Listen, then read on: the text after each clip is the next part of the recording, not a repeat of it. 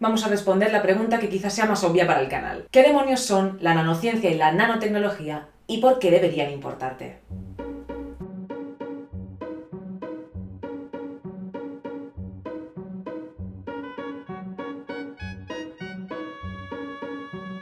Vamos a empezar por el principio. ¿Qué demonios significa nano? Pues nano es un prefijo que viene del griego y significa enano. Nano, enano. No tiene más. Entonces, si nano significa enano, pequeño, diminuto, la nanociencia es esa ciencia que estudia las cosas extremadamente pequeñas. Y la nanotecnología es la aplicación de ese conocimiento para crear, pues, nuevas tecnologías, nuevos medicamentos, nuevos dispositivos, etc., lo que sea. O sea, que la nanotecnología vendría a ser el proceso ingenieril que va después de todo ese estudio del mundo pequeño. Para poder entender lo que significa estudiar y aplicar la materia a una escala tan pequeña, tenemos que hablar de la escala de las cosas. Para ello, vamos a considerar a un humano cualquiera y vamos a comparar su tamaño con el tamaño de objetos que van a ser aproximadamente 10 veces más pequeños cada vez. Nosotros nos medimos en metros. Si reducimos el metro 10 veces, llegaremos al decímetro. Hay muchas cosas que tiene sentido medir en decímetros, como por ejemplo este libro, o un disco, o una consola, como la GameCube. Si reducimos los decímetros 10 veces, llegaremos a una unidad pues, que todos conocemos más que de sobra, que son los centímetros. Hay una infinidad de cosas que podemos medir en centímetros también. Pues, por ejemplo, las monedas de 1 o 2 euros, o unas cartas de cualquier baraja, o unos dados. Y si reducimos los centímetros 10 veces, llegaremos a los milímetros. Y también hay un montón de cosas que tiene sentido medir en milímetros, como por ejemplo la punta de este lápiz, o el calibre de las armas, que viene a ser pues el tamaño de las balas. No me gustan nada las armas, que quede claro. O un montón de insectos, como por ejemplo las moscas o nuestro queridísimo mosquito tigre. Aquí me gustaría hacer una pequeña aclaración. Date cuenta de que hemos hecho 3 saltos desde los metros. Por tanto, un milímetro es 1000 veces más pequeño que un metro y un mosquito es aproximadamente 1000 veces más pequeño que un humano, lo que nosotros llamamos 3 órdenes de magnitud más pequeño. Bueno, pues aquí es cuando las cosas empiezan a ponerse interesantes, ya que si reducimos los milímetros 10 veces, llegaremos al tamaño de las cosas más pequeñas que podemos ver a simple vista, como por ejemplo el óvulo humano, o el diámetro de un pelo, o los ácaros, aunque no todos porque algunos son transparentes y entonces no los podemos ver igual. A partir de aquí, vamos a necesitar la ayuda de al menos un microscopio óptico para poder ver el mundo. Vamos a entrar en lo que nosotros llamamos el micromundo. Si reducimos esta unidad 10 veces, llegaremos al tamaño de las cosas más grandes que viven en este micromundo, como por ejemplo los motivos de este dispositivo microelectromecánico, aunque hay dispositivos MEMS de muchísimos tamaños diferentes, o células pequeñas como los espermatozoides, los glóbulos rojos o los glóbulos blancos, como este eosinófilo de aquí. Si reducimos esta unidad 10 veces, llegaremos a una unidad que llamamos micrómetro o micra, que es la unidad por excelencia del micromundo. En micras medimos casi todas las bacterias, como por ejemplo estos cocos o estos bacilos. También medimos en micras un montón de orgánulos pequeños, como por ejemplo las mitocondrias. Aquí me gustaría hacer hincapié en el hecho de que llevamos 3 saltos desde el milímetro y 6 saltos desde el metro. Por lo tanto, el micrómetro o micra es 1.000.000 de veces más pequeña que un metro, y entonces las bacterias son aproximadamente 1.000.000 de veces más pequeñas que nosotros. Si reducimos la micra 10 veces, llegaremos al tamaño de las cosas más pequeñas que podemos ver con el microscopio óptico. Hay un montón de ejemplos, como estos cubos que forman parte de un composite, que es un tipo de material del que ya hablaremos en otro momento, o estos nanohilos de óxido de zinc que podemos usar para un montón de aplicaciones electrónicas, o estos liposomas, que son cápsulas de lípidos que usamos para administrar medicamentos. A partir de aquí, ya no podremos usar un microscopio óptico. Vamos a tener que utilizar microscopios de fuerzas o electrónicos, como este de aquí. Habremos entrado en el nanomundo.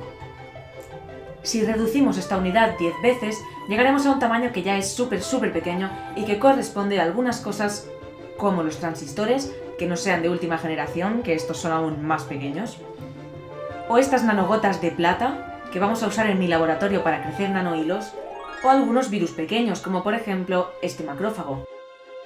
Aquí donde lo veis el virus me ha quedado muy mono, pero inofensivo no es. Si reducimos esta unidad 10 veces, llegaremos a nuestros queridísimos nanómetros. Hay muchísimas cosas que medimos en nanómetros, como un montón de moléculas. Aquí os enseño una molécula elegida arbitrariamente que se llama THC.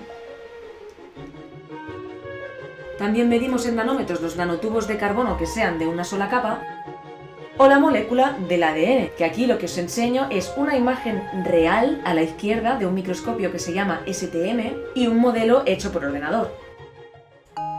Y esta es ya la última aclaración que os hago, ya simplemente para decir que desde el metro hasta el nanómetro hemos hecho 9 saltos y por lo tanto un nanómetro es 1000 millones de veces más pequeño que un metro, o lo que es lo mismo, un nanómetro es igual a 10 a la menos 9 metros.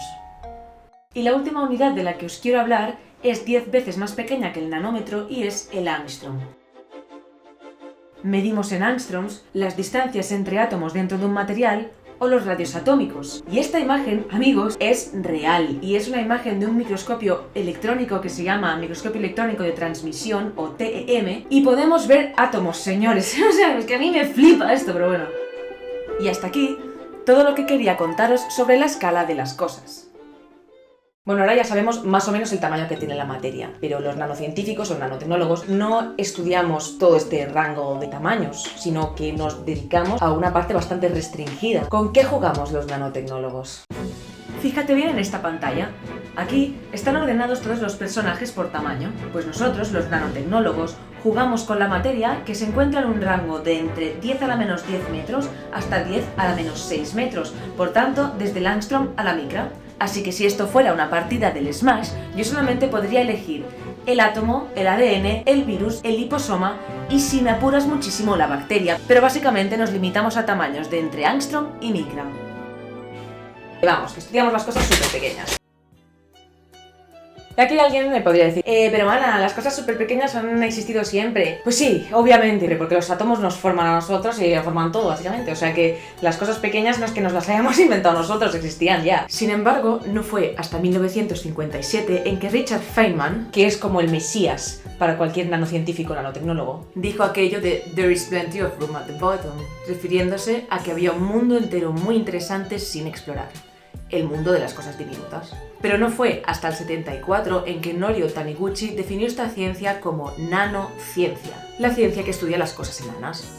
En 1986, Eric Drexler, que también fue un pionero de la nano, expandió la idea de no solo estudiar la materia pequeña, sino además de usarla a nuestro favor para crear, por ejemplo, nanomáquinas. Que no nanorobots. O sea, porque esa idea de que hay máquinas con tornillos y tal, y metal e historias, que son tamaño nano y que van por ahí por tu cuerpo haciendo cosas, es mentira. Las nanomáquinas son sistemas biológicos, sistemas autoensamblados que parecen más una proteína que tiene pues una función que no un robot mecánico. Es que me he encontrado un montón de veces que cuando le digo a alguien que hago nanociencia y nanotecnología me dicen ¡Ana, entonces haces nanorobots!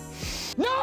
Y no fue hasta el 2009 en que se creó el primer y único grado de nanociencia y nanotecnología en España, en la Universitat Autónoma de Barcelona. Y si algún día os interesa saber más sobre el grado en sí de nanociencia, pues quedaos por el canal que haremos un vídeo seguro. Estudiar la materia a escala nano es vital, ya que si sabemos cómo se comportan todas las pequeñas piezas que forman un material, pues los átomos, las moléculas, lo que sea, si yo sé cómo es un material a escala nano, yo voy a poder manipular sus características a escala macro, teóricamente. Sin embargo, pues la nanociencia y la nanotecnología presentan una serie de obstáculos y dificultades que no son los mismos que presenta estudiar la materia a escala macroscópica. Las leyes de la física se aplican de forma distinta a un sistema macroscópico, por ejemplo, un coche, por ejemplo, que a un sistema nanoscópico, como un átomo o las moléculas. Yo, cuando estoy estudiando un sistema nanoscópico, cuando estoy estudiando un sistema en el que solamente estoy considerando pues átomos o moléculas, lo que sea, no voy a tener en cuenta la gravedad, por ejemplo. Sin embargo, hay otras leyes de la física que se vuelven muchísimo más importantes cuando reducimos la materia. Esto es, por ejemplo, las limitaciones de la física cuántica. Cuando estoy considerando algo súper diminuto, como un átomo, Voy a tener en cuenta otro tipo de cosas, como por ejemplo el principio de exclusión de Pauli, la interacción spin-órbita o la discretización de la energía y la teoría de bandas. Don't go where I come from.